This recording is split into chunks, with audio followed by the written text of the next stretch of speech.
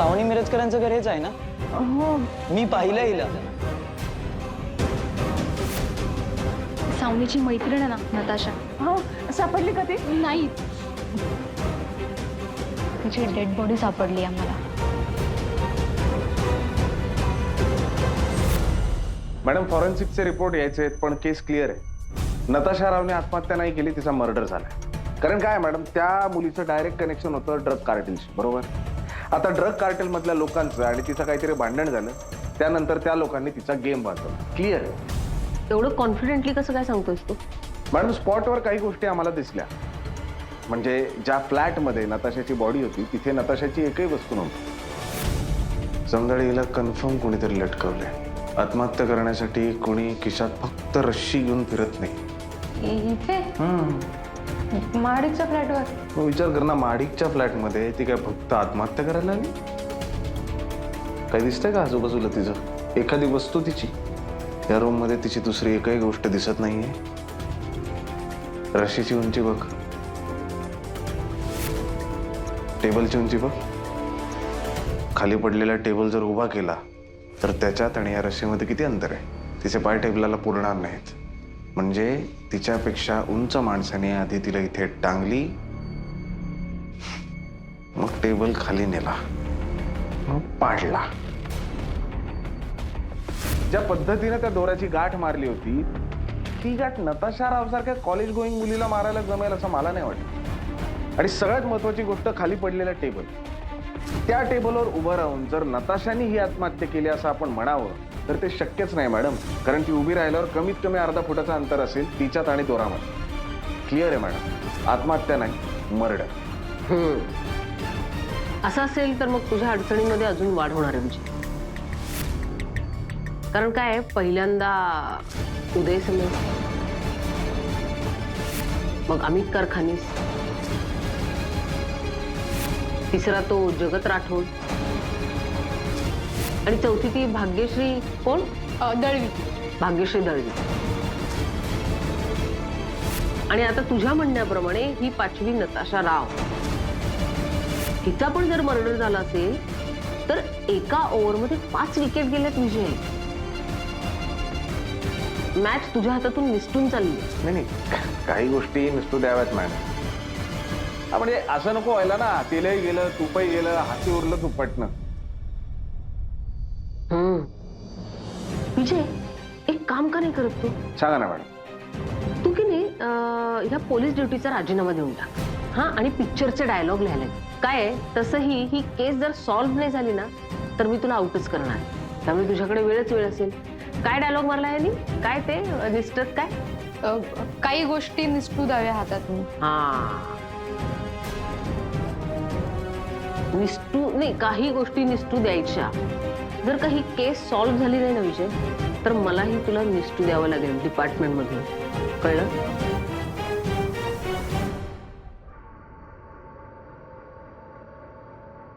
Madam, हा cinema पाहिजे ना, आता असा सिनेमा बनवतो ना, बघतो. सर सर ऐका ना, त्या खूप वेळ झाला थांबल्या, त्यांचं ऐकून घेऊयात का प्लीज? ये रे, ये, चल बस लवकर, माझ्याकडे वेळ नाही. आम्ही ना, या या, ये आणि सांग सगळं व्यवस्थित. नीट मला सांगितलं होतंस तसं. पटापटा बोलायचा. बोल. सर, मी सावनी मिरजकरला बघितलंय आणि ती सावनी मिरजकरच होती नक्की सांगू शकतो मी. कारण मी तिचा फोटो खूपदा पाहिलाय. अच्छा, आणि पाठ झाला तुला? हो सर. कुठे पाहिलंस तिला? पार्ल्यात. पार्ल्या? तेच तर सांगते, पार्ल्यात. आमच्या घरापासून 50-60 मीटरवर पाहिलंय त्याने तिला. आता तरी सिरियसली ऐका. म्हणजे तुझं म्हणणं आहे की सावनी मिरजकर ही त्या कर्जतवरून गायब झाली आणि तू तिला पार्ल्यात पाहिलं? हे बघ, एक सांगतो, जर का यातलं काही जरी खोटं निघालं तर तुला इतका मारीन ना मी. सर, मी खोटं नाही बोलत, मी खरं सांगतोय. ती सावनी मिरजकरच होती. पार्ल्यात कुठे पाहिलं? जोशी रोडवर. कधी? काल. मग कालपासून आजपर्यंत काय तू? सर, ऑनेस्टली स्पीकिंग, आधी जरा भीती वाटली की आपण या प्रकरणात पडावं की नको, पण नंतर असं वाटलं की नाही, आपण मदत करायलाच हवी. आणि डेफिनेटली मला हीच मुलगी दिसली होती असं वाटतंय, म्हणून मी इथे आलो.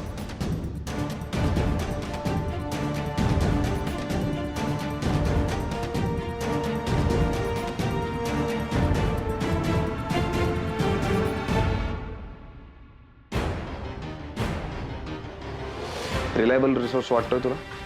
सर रिलायबल असो किंवा नसो चौकशी करायला हवी, तुम्हीच म्हणता ना. ठीक आहे, कर मग तू चौकशी. मला त्या नताशाच्या मर्डरवर जरा फोकस करू दे. सर पण ते अजून कळायचं आहे की मर्डर आहे का सुसाईड. जमदाडे, आपल्याला नताशाची बॉडी अंधेरी वेस्ट मध्ये सापडली. त्याच्या म्हणण्यानुसार याला सावनी कुठे दिसली? पार्ल्यामध्ये. अंधेरी, पार्ला, नताशा, सावनी, काहीतरी आहे ना, काहीतरी डोक्यात चाललंय ना माझ्या. हा, त्या पोराचं स्टेटमेंट जे काही ते लिहून घे. अहो गेले हे कुठे गेले आता? मॅडम गेले 48 तास ते नॉनस्टॉप ड्युटी करतायत. माणूस आहे ना शेवटी मशीन नाहीये. येतील अर्ध्या तासात ब्रेक घेऊन. गळवी स्टेटमेंट लिहून घ्या. हा मॅडम. हा बस बस.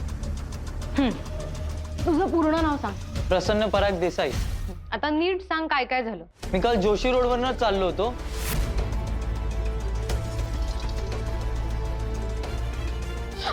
I am very sorry, very sorry, I am extremely sorry.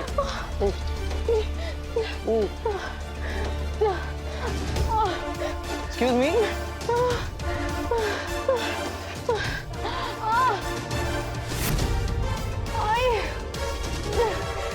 मी काय मदत करू का? हॅलो, एक्सक्यूज मी मदत करू का तुमची?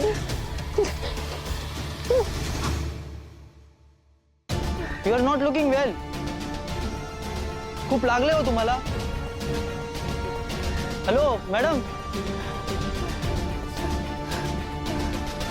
Hello hello madam. मला असं वाटलं की तिची विचारपूस करावी. मग असं डायरेक्टली कसं विचारायचं कुठच्या मुलीला? मग कळलं नाही मला ते. तिला ते ऑफेन्सिव्ह वाटू शकलं असतं ना. जेव्हा पाहिलं तिला तेव्हा ती खूप विचित्र दिसत होती. विचित्र म्हणजे? डिस्टर्ब दिसत होती ती. तिचे कपडे मळले होते आणि तिला काही ठिकाणी खरचटलं पण होतं. आणि तिला लागलं होतं ना खूप. तू म्हणालास ते सगळं नीट सांग. मॅडम तुम्ही प्लीज शांत व्हा. लिहून घेतलंय सगळं. त्याचं डिटेल्स लिहून घ्या. कळलं? हो चल. म्हणजे आता आपण या दिशेने शोध घेणार ना सावसा? बघू ना सर काय म्हणतात त्यावरती आपण ठरवूया. खरं तर ना ह्याने कालच यायला हवं होतं, म्हणजे आपल्याला लवकर हालचाल करता आली असती. पण हरकत नाही, ऍटलिस्ट तो आला आणि त्याने सांगितलं. मॅडम तुम्हाला एक गोष्ट सांगायचीच राहिली. मी काल एटीएम मधून कॅश विथड्रॉ करायला गेलो होतो आणि जेव्हा बाहेर आलो तेव्हा एटीएमच्या बाहेरच माझी आणि सावनीची टक्कर झाली. एटीएम मध्ये सीसीटीव्ही कॅमेरा असतो ना. तुम्ही त्यातलं फुटेज चेक करा, तुम्हाला लगेच कळेल. थँक्यू.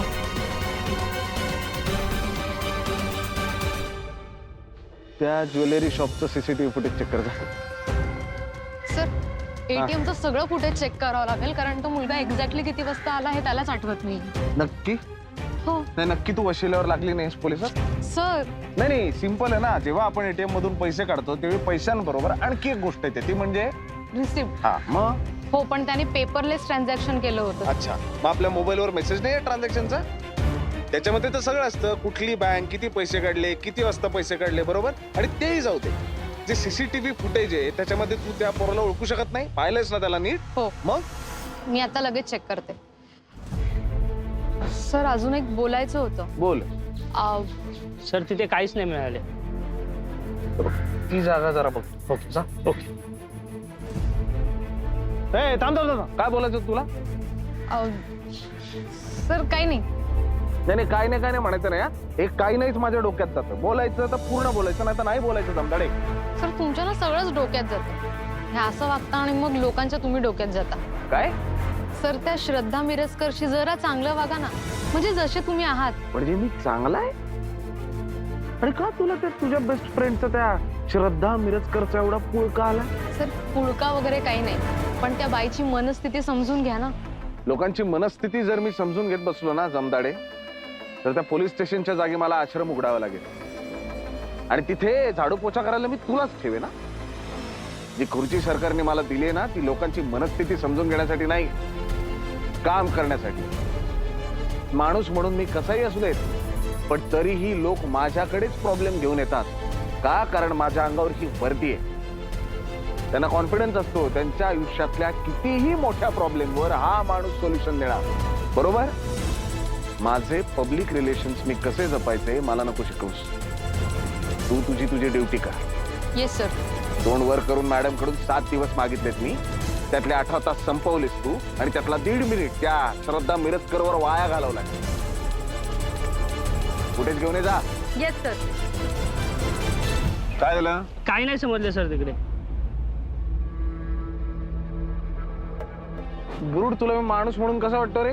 खूप छान, खूप छान. खोटारड्या.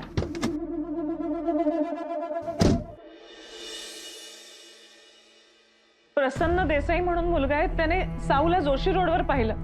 म्हणजे तो एटीएम मधनं पैसे काढून बाहेर येत होता तेव्हा साऊची आणि त्याची टक्कर झाली. जोशी रोड म्हणजे फार लांब नाहीये. पण ती एकटीच होती का तिच्यासोबत होतं कोणी? मग ती घरी का नाही आली? कॉल का नाही केला तिने? म्हणजे साऊ इथेच आहे कुठेतरी. हो, आणि आपली साऊ जिवंत आहे. आई म्हणजे काय ग, असणारच होती. आपलं पिल्लू आपल्याला सोडून दूर कुठे जाणार? तेव्हा माझं मन मला सांगत होतं ते खरं होतं. आता सगळी निराशा आणि सगळी मरगळ निघून गेली आणि आता एक नवीन उमेद आली. आपण साऊला शोधूया आणि असं घट्ट मिठीत घेऊया तिला. काकू, आपण साऊला घरी घेऊन येऊया आणि तिला आपल्या सोबतच ठेवूया कायमचं. तुम्हाला काय निमंत्रण द्यायचं का मी? तुम्ही खूप मोठ्या मनाचे आहात. बाबा, आम्हाला माफ करा बाबा.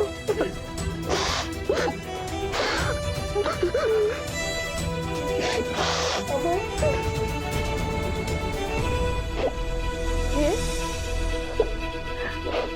आमचा सगळ्यांचा जीव आहे तुझ्यावर. आम्हाला हवायस तू. ये अबे, ये रे ये रे अभय. दादा.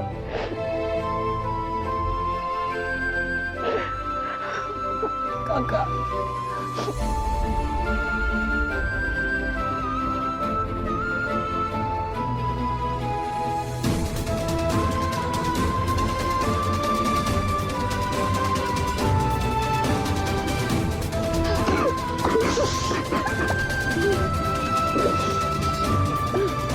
साऊला शोधून काढू आणि हे घर पूर्ण करू आपण.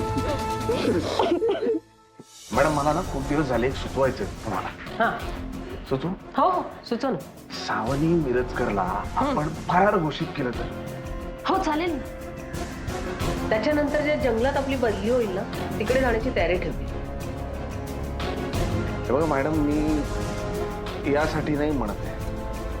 लोकांना जर एखाद्याबद्दल चांगलं बोला असं बोलायला सांगितलं तर एक माणूस पुढे येत नाही, पण हे जर वाईट बोलायला सांगितलं ना तर 15 माणसं पुढे येतात. एक लक्षात घ्या, ह्या मिरजकर फॅमिली बद्दल नाही त्या गोष्टी आपल्याला लगेच कळतील तिला फरार घोषित केलं तर. मला ते मान्य नाहीये. ती लोक आधीच त्रासात आहेत आणि आपल्या हातून असं काही व्हायला नको की ज्याच्यामुळे त्यांची बदनामी होईल. मॅडम लक्षात घ्या, हेतू बदनामी करणं हा नाहीये, आणखी माहिती काढणं हा आहे. एक लक्षात घ्या, आपण फक्त घास असा नाही एवढंच करतोय आपण.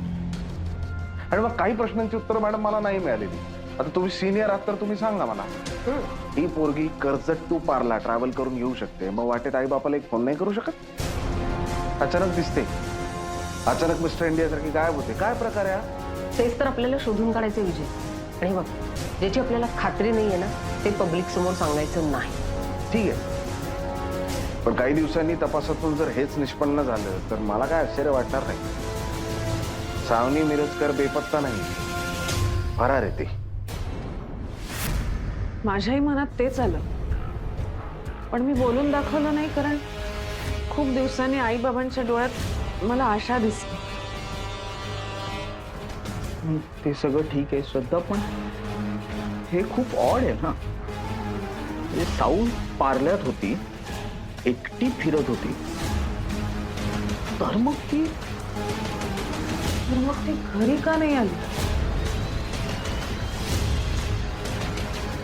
खरं तर मला जेव्हा कळलं की ती पार्ल्यात आहे त्यावेळेला शांत वाटलं मला. म्हणजे ती आपल्या आजूबाजूला आहे, कुठेतरी जवळ आहे. पण नंतर मन खूप अस्वस्थ झालं. जर ती आपल्या इतकी जवळ आहे तर ती आपल्यापर्यंत पोहोचू का नाही शकली? एक्झॅक्टली.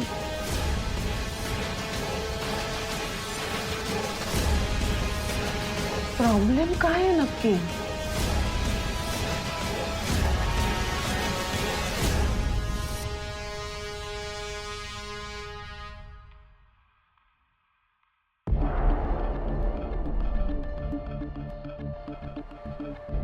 मग रे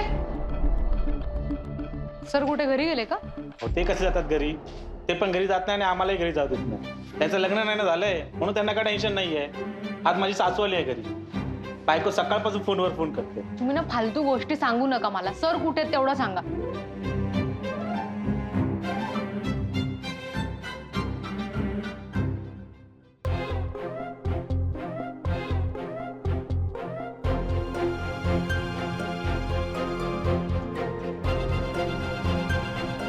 सर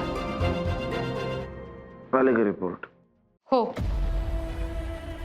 त्या फॉरेन्सिक वाल्यांनी जर का आत्महत्या सांगितलं असेल ना तर मी जाऊन त्याचा मर्डर करीन ना.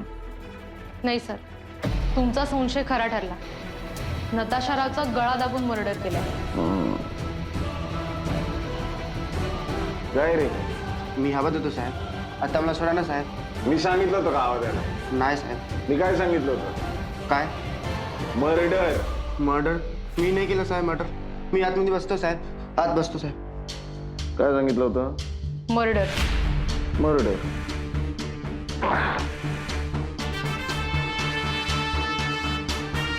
चहा सांग.